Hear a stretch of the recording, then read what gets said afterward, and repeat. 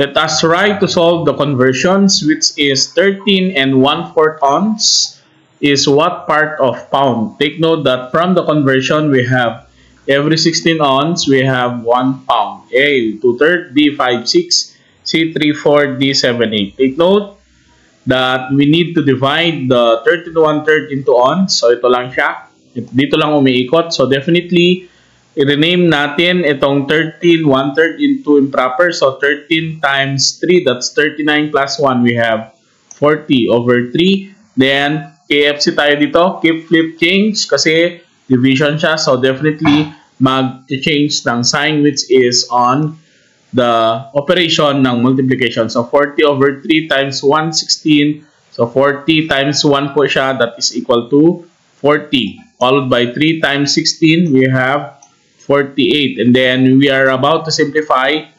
40/48 since the GCF is 8. Definitely, 40 divided by 8 and 48 divided by 8, that is equal to 5/6.